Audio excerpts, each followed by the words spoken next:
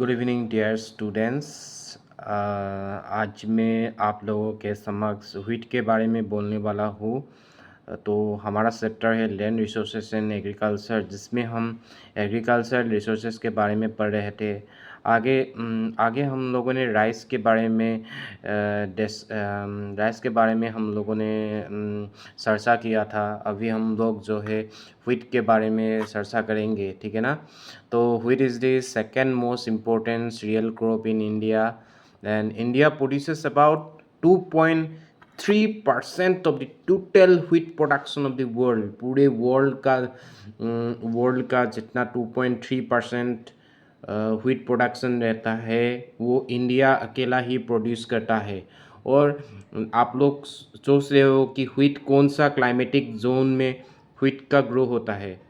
Wheat mainly temperate zone में wheat का grow होता है। और व्हीट एक विंटर क्रॉप है क्योंकि ये रबी सीज़न में होता है, और रबी सीज़न जो है ये अक्टूबर महीने में शुरू होता है, और अक्टूबर महीने के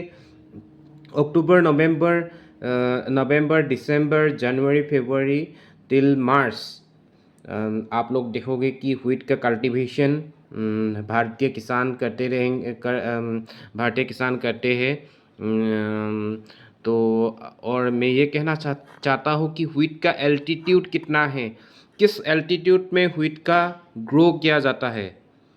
तो ये पॉइंट भी आप लोग याद रखिएगा कि व्हीट का ग्रोथ जो है ये 2700 मीटर एल्टीट्यूड के ऊपर में होता है। और मेनली व्हीट प्रोड्यूसिंग एरिया कौन सा है? मेनली व्हीट प्रोड्यूसिंग एरिया अगर आप देखोगे कि मालवा प्लेटू में, मध्य प्रदेश के मालवा प्लेटू में व्हीट का प्रोडक्शन ज़्यादा देखोगे, या हिमालयन हाईलैंड पर भी व्हीट का प्रोडक्शन किया जाता है। व्हीट एक विंटर क्रॉप है, इसको आप रबी क्रॉप कह सकते हो क्योंकि ये रबी सीज़न में लोग उगाते हैं इनको।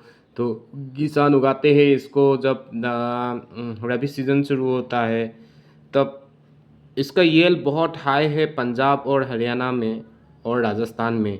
और ये तीनों स्टेट्स जो है वो लीडिंग प्रोड्यूसर है व्हीट का। और पंजाब में आप देखोगे कि 4000 kg पर हेक्टर में व्हीट का कल्टीवेशन किया जाता है। उसके बावजूद भी जो कोल एरिया रहता है, जैसे जम्मू एंड कश्मीर हो या हिमाचल प्रदेश में व्हीट का कल्टीवेशन होता है। रेनफेड कंडीशन में व्हीट का कल्टीवेशन होता है, और व्हीट के लिए रेनफॉल कम चाहिए, उतना नहीं चाहिए जितना राइस में चाहिए, ठीक है। और ड्राई एरिया में भी इनको कर सकते हैं, या मॉइस्ट या कोल्ड क्लाइमेट में भी व्हीट का प्रोडक्शन होता है, ठीक है ना। तो इसके बाद ज्वार भी बहुत इम्पोर्टेंट है। ज्वार भी इंडिया में लगभग कर्नाटका, मध्य प्रदेश, आंध्र प्रदेश, तेलंगाना में ज़्यादातर ज्वार कल्टीवेशन देखा जाता है। ज्वार 5.3% of the total crop area में लोग जो है ज्वार का कल्टीवेशन करते हैं। और ज्वार क्या है? ज्वार एक खरीफ सीज़न क्रॉप भी है और रबी सीज़न क्रॉप भी है, क्योंकि ये दोनों सीज़न में किया जाता है। और साउदर्न स्टेट में मोस्टली ये रबी क्रॉप कहा जाता है ज्वार को। और ज्वार जो है ये फूडर क्रॉप भी है, क्योंकि इन पशु जो है, पशु भी ज्वार को मतलब ज्वार को खाते हैं। पशु बच्चे जो ज्वार को फूडर क्रॉप्स मानते हैं, ठीक है ना। पेस्ट्यूर क्रॉप मानते हैं ज्वार को।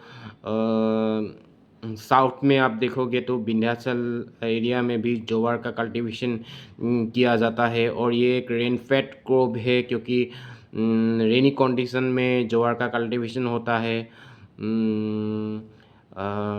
ठीक है।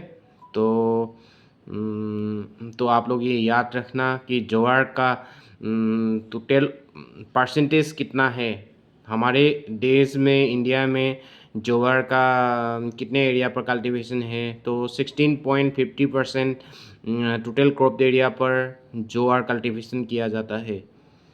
and there are some information that I want to give you, dear students. So आज मैं आप लोगों के समक्ष दो जो फूड ग्रेन्स है इंडिया का बहुत ही इम्पोर्टेंट है, व्हीट और ज्वार, उसके बारे में आप लोगों को डिटेल डिस्कस किया। अभी यहाँ पे कंडीशन रात के समय पे मैंने ये डिस्कस किया है आप लोगों के साथ। तो मेरा आप लोगों से विनम्र है कि आप लोग जो है अच्छे से तैयारी कीजिए। तो my best wishes are always with you.